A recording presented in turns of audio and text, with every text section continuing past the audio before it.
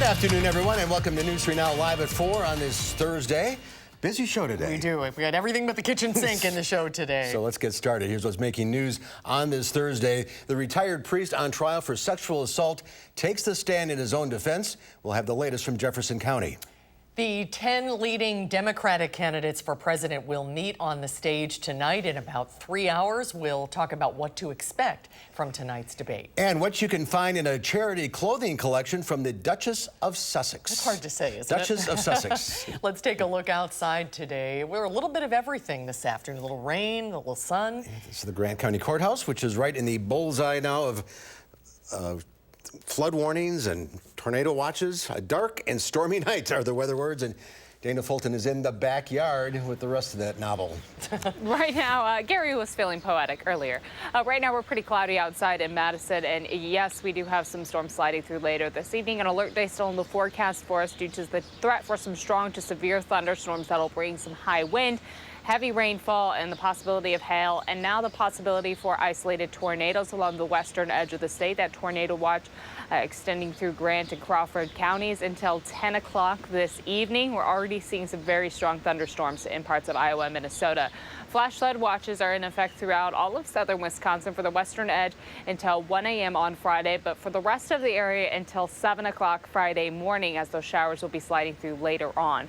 Right now, as you can see, again, the storm chances are off to the west, but they're going to continue to slide east and move right in over the next few hours. We'll take a closer look at what's ahead for tonight and, of course, the Friday that will follow in just a few minutes. Right now, most of the roads actually look pretty good. Eastbound side on the Beltline already slowing down. Westbound around Fish Hatchery slowing down. That marker you see on the northbound side of 39 due to an accident causing the left shoulder to be blocked, but no lanes closed at this time. Around Prairie du Sac and Sauk City, all looks well.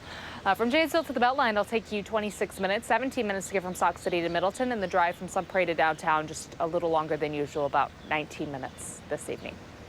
All right, we'll check back in a few minutes. Thank you, Dana. All right, thank you, Dana. And as Dana was just mentioning, the southwestern part of our viewing area is under the threat of severe weather. Meteorologist Dave Caulfield is live in Grant County now with how flooding continues to affect residents there. Dave? Well, Mark and Susan, it might be clear right now across Grant County, but much of the week has not been that way, with multiple rounds of heavy rain. About more than 6 inches of rain has fallen in Grant County so far this week, and about 3 to 5 inches of rain has fallen just in the last 24 hours or so.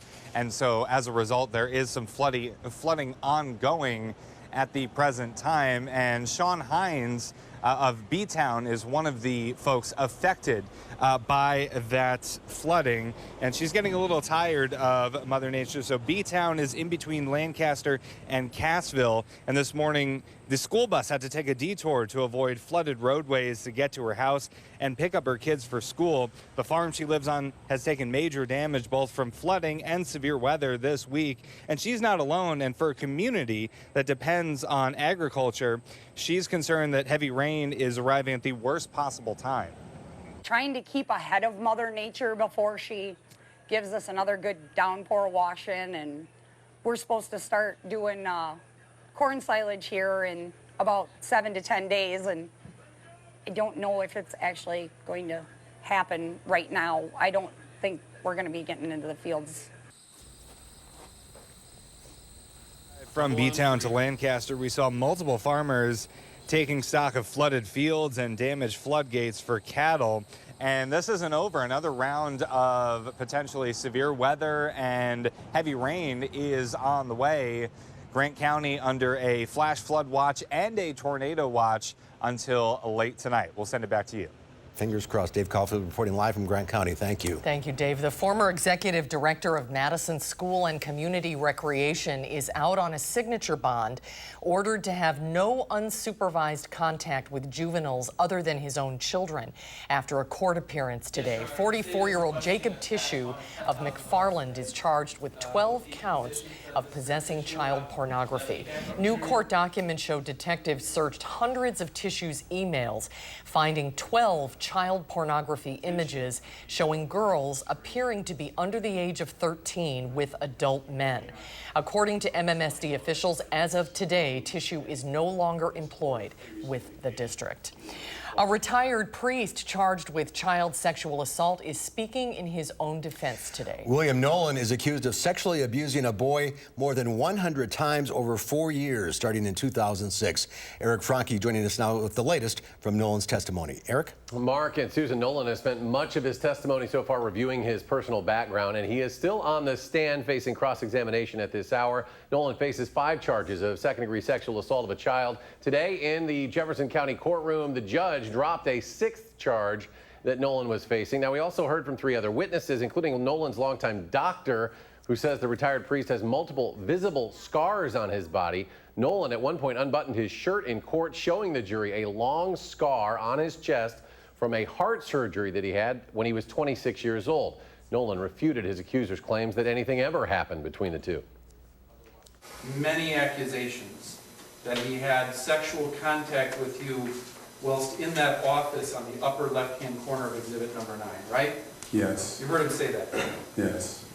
How does that make you feel? Mad, angry, Why? because it didn't happen.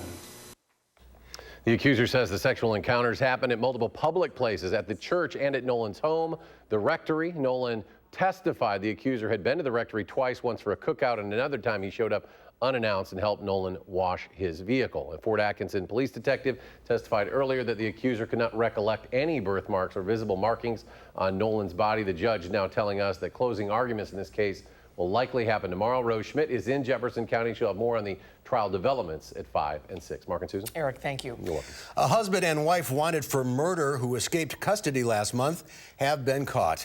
After more than 2 weeks on the run, Blaine and Susan Barksdale are once again behind bars. The Barksdales were tracked to a remote part of central Arizona known as Tonto Basin. They were wanted for allegedly killing a Tucson man before setting fire to his home back in April. Tonight, the Democrats duel again for a 3rd time in the presidential primary cycle, but this time the candidates are meeting in a single debate instead of splitting it over 2 nights. Nicole Killian has a preview from Houston. In the heart of Houston, Democratic supporters geared up for a Southern-style showdown at historically black Texas Southern University. I'm part of the Yang Gang. Kind of going for Bernie Sanders. Kamala Harris, and I'm also interested in seeing Miss Warren. Only 10 candidates made the cut for the 3-hour debate, preparing to tackle issues from immigration to gun control. Facing off for the first time, Massachusetts Senator Elizabeth Warren, who has been gaining on frontrunner Joe Biden. The former vice president is defending his record under President Obama in a new pre-debate ad. Barack Obama is an extraordinary man. Rounding out the top 3, Bernie Sanders. Nina Turner is one of his advisors. Will he go after Elizabeth Warren tonight? Well, Nicole, it's not going after folks. It's just really a juxtaposition of record. Senator Kamala Harris is also looking to make up lost ground after slipping in recent polls. We have more debates in front of us than we do behind us. And the senator's main goal is to continue again to introduce herself to the country. To qualify for a spot inside on the debate stage, the candidates face tougher rules. They had to have at least 2% standing in several polls and a minimum of 130,000 campaign donors. Is this an attempt to winnow down the field? When it comes to the debate process, and if you look at previous cycles, one thing has been very clear is you have to show progress in your campaign in order to move forward. DNC spokeswoman Xochitl Hinojosa says some candidates who didn't qualify this round may in October. Nicole Killian, CBS News, Houston. And President Trump is making his presence felt in Houston tonight. His campaign is flying banners around the city and took out newspaper ads blasting some of the Democratic candidates. The debate begins tonight at 7 o'clock on ABC. Meghan Markle has launched a charity clothing collection.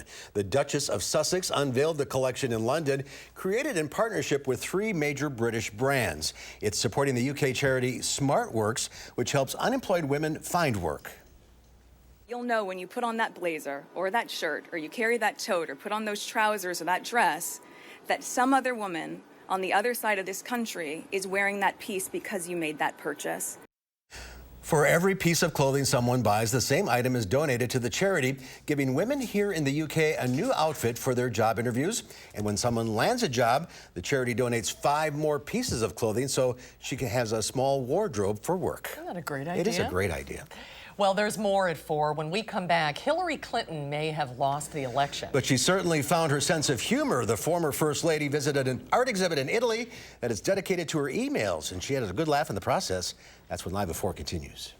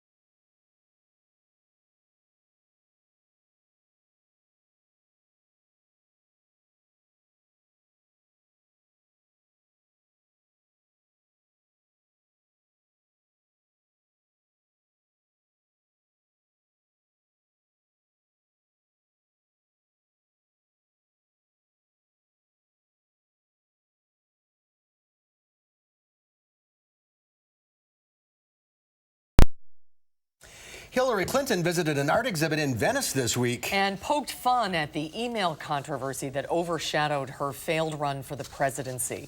Hillary tweeted a photo of herself sitting behind a replica of the Oval Office desk. Her tongue-in-cheek caption read, "Found my emails at Venice Biennale. Someone alert the House GOP."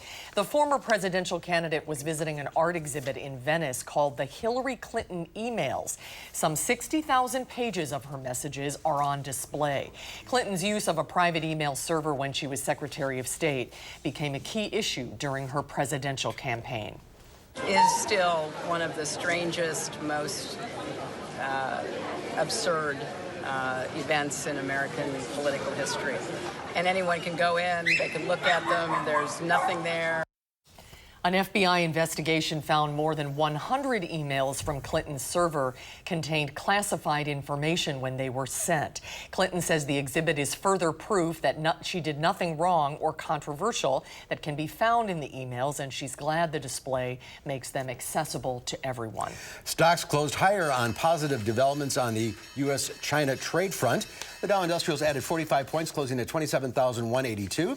The NASDAQ Composite Index gained 24, and the S&P 500 was up 8.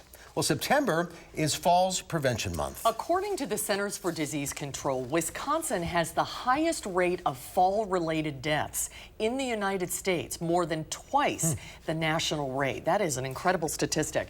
Dr. Ann O'Rourke is the One Adult Trauma Center. Dr. O'Rourke, good to see you. Thanks for having me. So we are living in the wrong state for this. I can attest to it myself. I fell on the ice last winter and broke my wrist. And when that happened, I said to myself, why do we live here?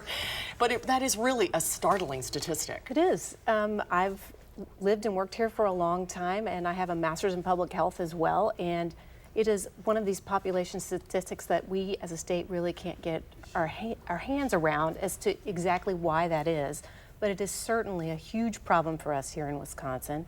At our Level 1 Trauma Center, we admit over 3,000 patients a year, and about half of those, the injuries are a result of falls. Wow, and it's pretty costly, pretty expensive for the society. Very expensive for the state and for the nation as well.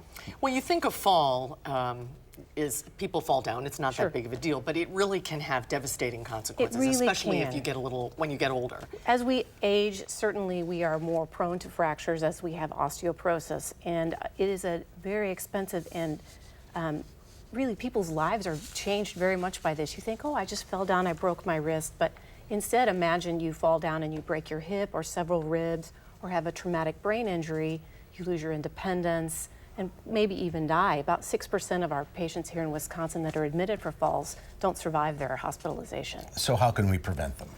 That is a great question. There are plenty of programs here in the community, especially this month because it's Preventions of Falls Month.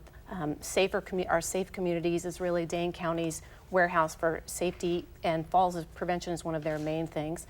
One of our most successful programs is a program called Stepping On, and there are many courses throughout the community that people can reach out and take, and a third of falls can be prevented just from taking that Stepping On class.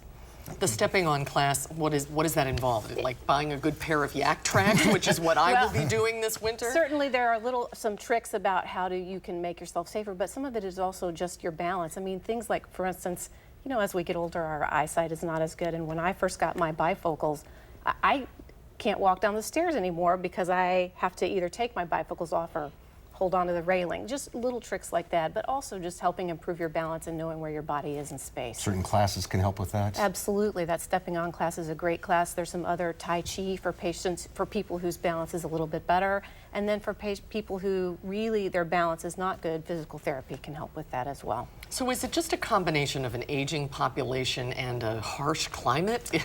You know, I don't even think we can attribute it to the climate, to be honest, because certainly what I do for a living is seasonal as a trauma surgeon, and I would say motorcycles, things like that are more in the summer. But falls is all year round, all year round. Not just winter. Not just winter. And at home, anywhere. At home, you know, there's so many things in our homes that were safe when we were younger and aren't as we get older, and things are cluttered. Maybe your furniture's a little too close. Rugs that are on the floor that you can slip on. Leaving your shoes around. In fact, I mean, I will admit it, I went down, the other day, tripping over my own dirty laundry, which I left laying on the floor. And there are resources if you are worried about, is your home a safe place to be, that can come out and evaluate your home for home safety to help make your home safer for you, to keep you home longer. Oh, that's wonderful. A lot of it preventable. Yeah, very much so. Well, Doctor, thanks for being with us today. Thanks so much. Great to see you. Thank you so much. Thanks. Well, our weather team is monitoring storms that could move into our area. And then coming up tonight on News 3 Now at 5, crews in the city of Beloit are repairing damage caused by last night's severe storms. Our Adam Duxter will have that.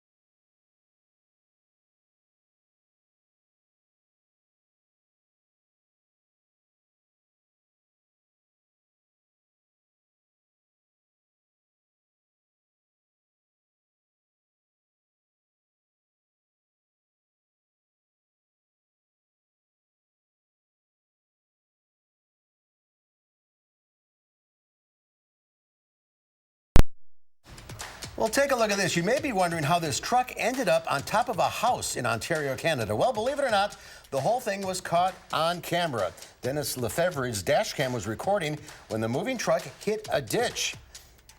It sent the truck flying up on its end, striking a power pole and coming to rest on the house. Police say there was no one home at the time and no injuries, but the driver was charged with careless driving. That's something. Yeah, so we had to talk about this when we were moving too. Those Penske's, you can rent them without any sort of screening or extra, and they're almost the size of a small semi, and you don't need any CDL license to drive them or any large vehicle license. No, not at all. So wasn't surprised when I saw that it was a moving truck, because I mean that person may not have known how to handle that big of a vehicle. And the guy was just randomly recording his dash cam. A lot of people do that. They record all, dash cam. They record all the time. Yeah. That's crazy how it landed on the house, though. So things could get bumpy tonight, watching chances for that? We are, especially along the western edge of the state. Right now, they're quite a bit warmer than Madison. We're going to take a closer look as that front approaches and all the watches that are in effect right now coming up right after the break.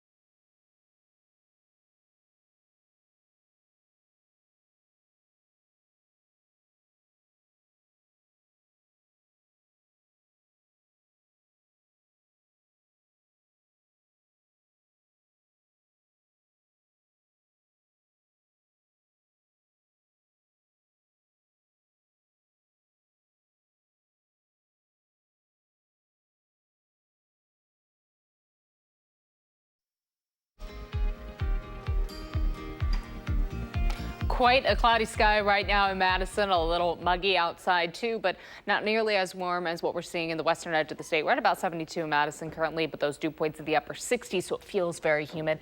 There's a bit of a breeze coming from the east-southeast at about 13 miles per hour right now. Our radar throughout southern Wisconsin is currently pretty quiet, but we have some very strong thunderstorms off to the west in Minnesota and Iowa that will continue to travel east. You can see some storms starting to move in just north of La Crosse. So over the next few hours, we'll be keeping a very close eye on the radar as those storms enter our area. Our rainfall totals in the last 24 hours have been incredibly high, especially in Grant County. Some areas around Platteville, over 4 inches of rain. Most of Dane County, right about 1.5 to 2 inches, but even even some parts of Rock County also picking up 3 inches of rain. Those totals seem to be highest in the southwest corner along the state line, and then the further north you go around the Dells and Camp Douglas, just a few tenths of an inch of rain accumulated in the last 24 hours. Those storms, again, that line stretching just off to the west, that's all included in where our current tornado watch is.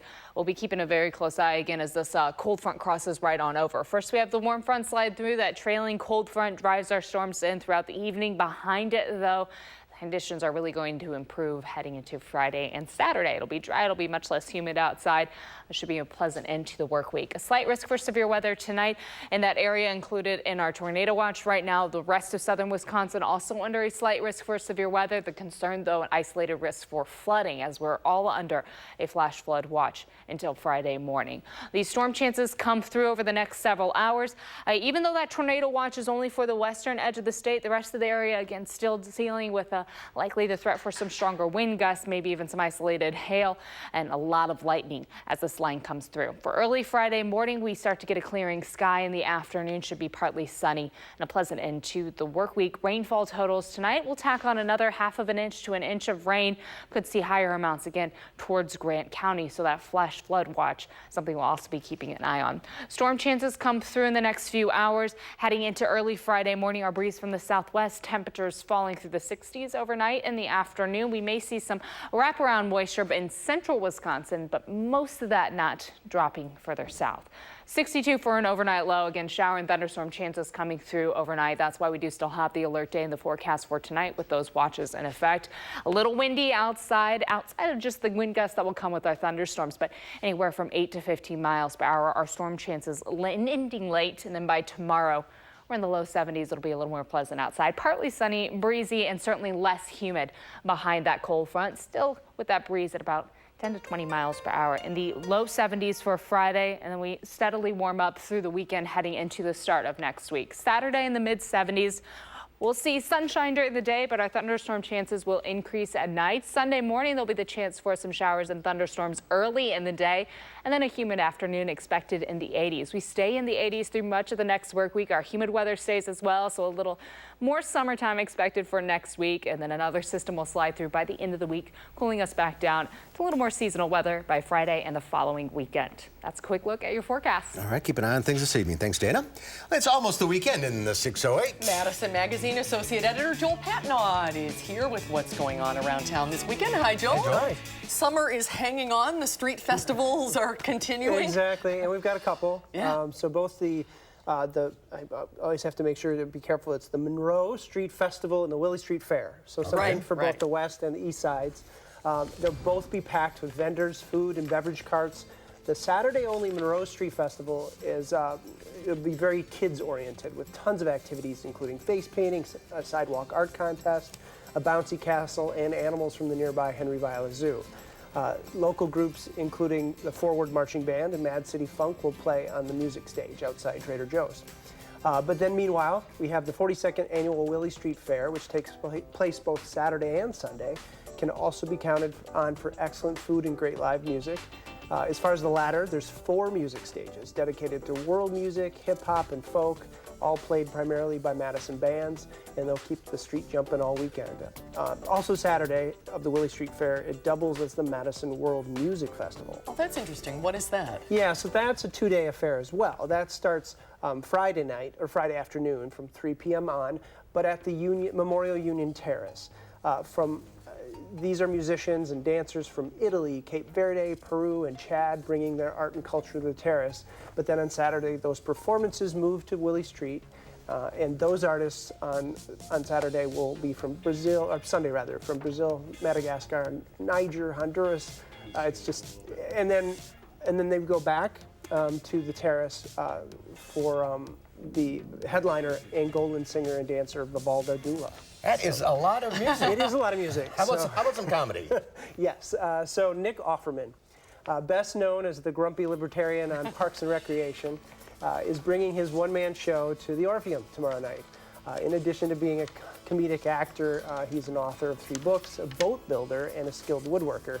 But you want to see this Renaissance man do a stand-up comedy tomorrow night at the Orpheum. It should be fun. Yes. Lots going on, as usual. Joel, thanks for being with us. Sure. Thanks, Joel. Have a good weekend. You too. Get this month's Madison Magazine for all the best in the Madison area. And we're not done talking about music yet. When we come back, a Madison native became a household name in the music world last night. His name is JT Roach, and he won the season finale of the TV show Songland. We'll talk with JT when Live at 4 continues.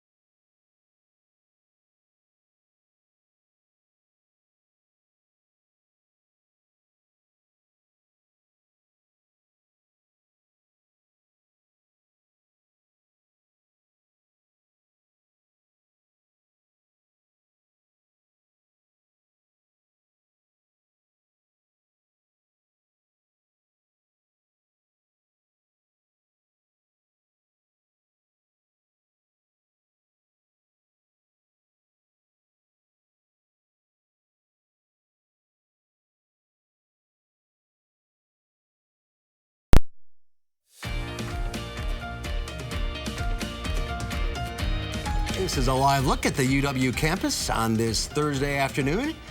Not a lot of people out. Kind of gray and damp out there. And it kills me to know that you found somebody to love, somebody to love. It was a very big night last night for Madison's JT Roach, the singer-songwriter who now lives in Los Angeles, won the season finale of Songland, a show that lets songwriters pitch their original songs to superstar bands. And JT is here with us in the studio. Congratulations. Thank you. This is the moment. This is the dream, and it came true. How does it feel? What have the past 24 hours been like for you? It doesn't feel real, for one. I keep telling people I need to watch the episode again just to like absorb it and actually believe that it happened, because the whole thing feels surreal. It feels like a dream I'm having. So, I mean, it's incredible. How did it all come about? Well, I write songs for other people and for myself in LA, and I've been doing that for the last 5 to 6 years. And I ended up sending a song into Songland casting, a song called Somebody to Love, and I ended up getting on the show, and I got to pitch it to OneRepublic, and I won my and episode. the rest is history. Yeah. The show is #1 on iTunes The song. today. The song. Yeah, the song is is. number 1 on pop iTunes right now, I believe. Yeah. That's incredible. And the purpose of the show is to learn a little bit about the music industry and the people who actually write the songs that well-known performers perform. Exactly. Which is, I think, a very unique thing that we haven't seen before. That's really the magic of the show, is these moments where you have an idea for a song, and a guy like Ryan Tedder or Esther Dean or Shane McAnally, who are the superstar writers on the show, they'll take an idea and they'll take it to the next level and they'll turn it into a hit, and everybody gets to watch that happen. In those moments where you hear a song go from here to here, it's like magic. It really is like magic. That's why I love my job so much. That's why I'm so honored to be a part of the show too. This is a career-changing moment for you, isn't it? It is unquestionably a career-changing moment, and I'm starting to realize just how much. But it's just a completely surreal experience and amazing. Did you write the song with One Republic in mind, or were you not sure what band it would? I was in a writing session with the co-writers, the original co-writers, Kevin Fisher, Andrew Wells, and Jin Tae, and the 4 of us were in a room, and we were just writing to write something that we were excited about, and that was what came out. We started with the guitars, we built it out, and after it was done, I remember kind of being like, this sounds like a One Republic record, and sure enough, 2 or 3 years later, it's a One Republic record. The lyrics are very personal and very raw. They are, intense. Yeah, they are. What was the inspiration for the song? Oh, just heartbreak. I mean, I've had my heart broken. My co-writer Kevin Fisher had a big heartbreak right at the time we were writing it, and we kind of bonded over what we had both been through. And that's what the song was about. I have a girlfriend now, and she's amazing, so I'm not heartbroken anymore, believe it or not. So I actually tried to think about the other people that I love in my life. It's true. You write what you know, and that's totally. what connects. Totally. Yeah. So what's next? Do you even know? I wouldn't have guessed that this would be happening now last year, and that's one of the fun things about my job. But I definitely am just going to be writing a lot, writing more songs for myself, for other people, and just riding the wave. You'd ultimately like to perform yourself? Absolutely. You got a great voice. Thank you so much. Yeah, you do. And that brings up an interesting question. Why go this route rather than just do your own songs? Right. Well, One Republic has a slightly bigger following than I do, so more people are going to hear it. For now. Right. Yeah. Thank you. Yeah. So that's the idea. Is you can also, for my artist project, you can leverage songs that do well when you pitch them to other people. It propels your artist career. Artists like Julia Michaels, for example, she wrote a bunch of songs for Justin Bieber, brought attention to her, and then she used it to launch her artist project. And now people know Julia Michaels for her song Issues.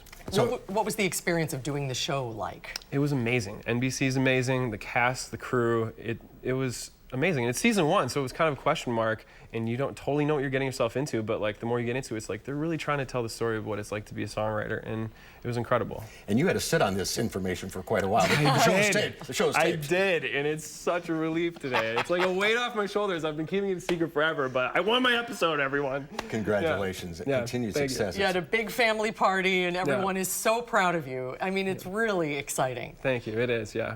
It's been continued awesome. Success. Thank you guys so much. And Thanks for having me. Great to have you back home, too. Thank you. Up next, from a rising star to a very fast car. We're going behind the wheel with Harvey Briggs in the 2019 Ford Mustang Shelby GT350. This looks like a fun assignment, Mark. Hang on, that's when Live at 4 continues.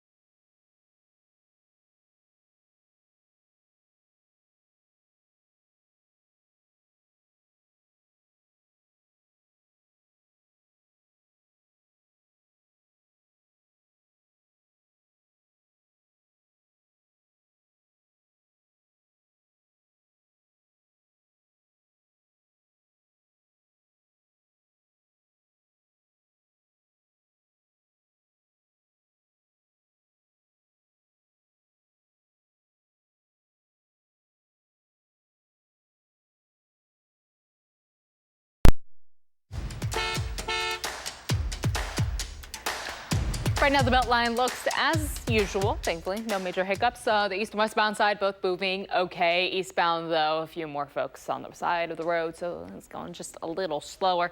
That accident that we were keeping an eye on 39 still has just the left shoulder closed. However, on 14 West down near Janesville, actually, all lanes are closed on 14 West right now due to an accident. The eastbound side, as you can see, also a little delayed.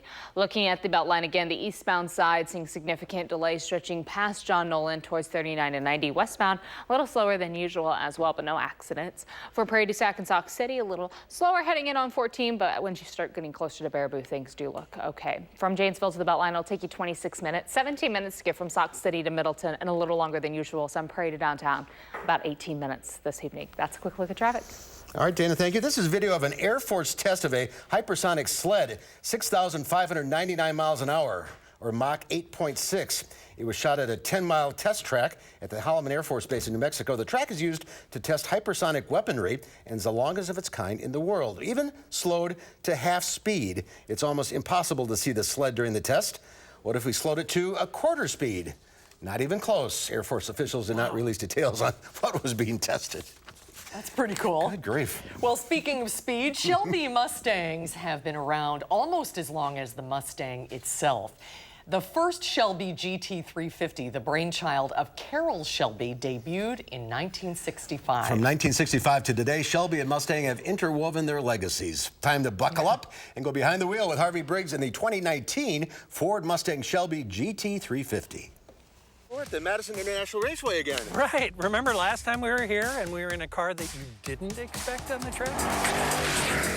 Yeah, the Jeep? Yes. Well, this year we have a track car.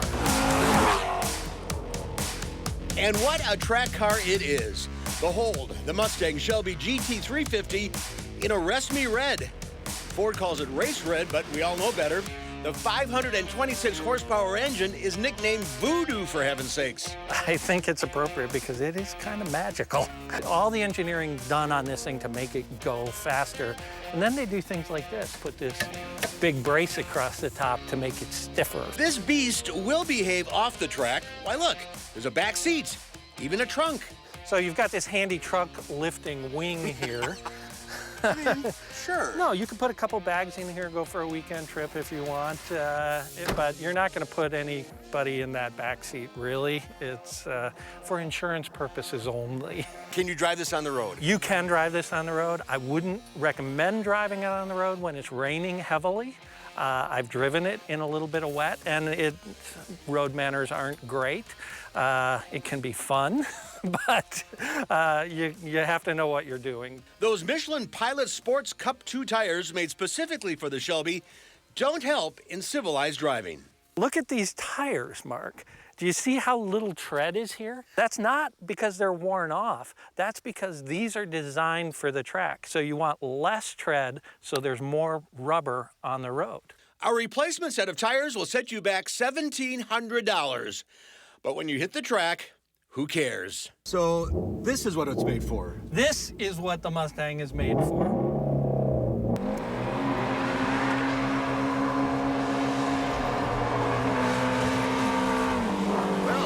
That was something. Little tire spin. I think I took a few miles out of these Michelins there. I don't look scared. You look scared. This car has a hair-raising soundtrack. You know, it just has such a great sound. It's all about the sound. All about the sound. Add tenacious grip, brilliant brakes, and great steering, and you are treated to a symphony. Not just of sound, but pure driving pleasure. This is just fun. Yeah. That's why we're here, Mark. We're having fun. And this couldn't be more polar opposite than the last car we drove, the electric Kia. Yes, we had a Kia Niro, which was all about saving the earth and driving, you know, responsibly and all that other stuff. And this is just not. Just kidding, Mother Earth. The fact of the matter is these cars are going away. As lovely as they are, as much fun as they are, you know, they won't be making cars like this for much longer. We're going to an all-electric world. So I'm going to enjoy these while they're here. A $64,000 toy. $64,000 toy. That's about what this is.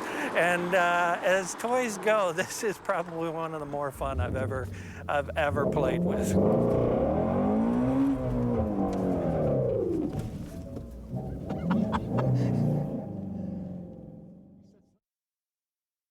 Mark, that's good. we made it. That's right. Had to do that victory donut, you know. Harvey is here now, 64,000 plus. Right. I mean, that's fairly well equipped on that car. It starts around 59,000, but goes up.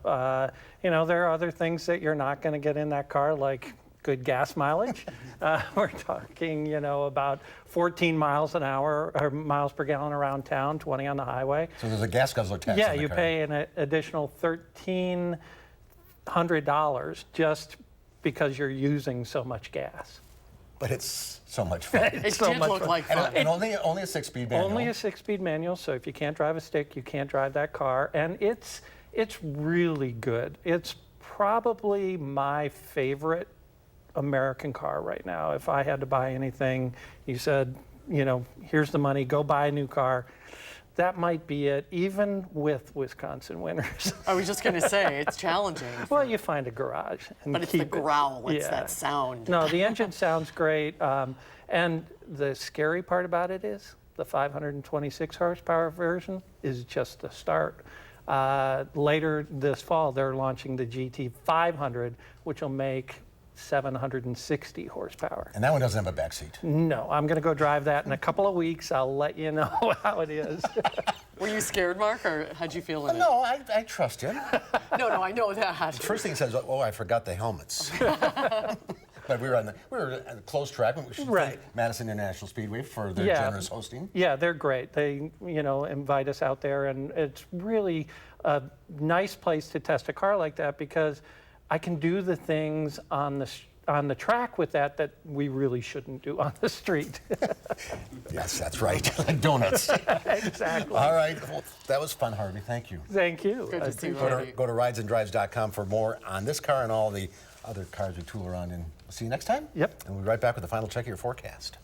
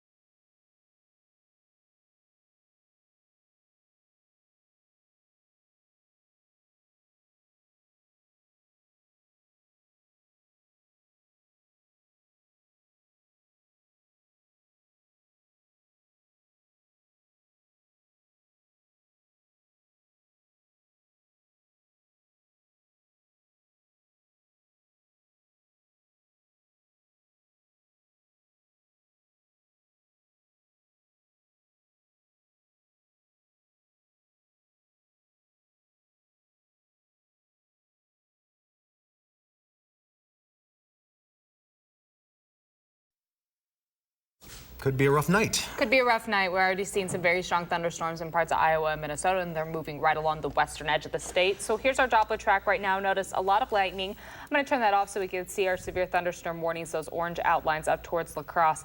Also in parts of Iowa, a tornado warning also in effect for parts of Iowa, but again, no warnings for us right now. We do have a tornado watch, though, for the western counties until 10 o'clock as that line starts to move on in. We could have some isolated tornadoes. For everybody, though, there is a flash flood watch in effect until early Friday morning because the heavy rainfall threat could lead to some isolated flash flooding. Alert day still in the forecast for tonight. Strong to severe thunderstorms expected with this line. High winds, hail, and heavy rainfall all possible. And, of course, that isolated tornado threat now.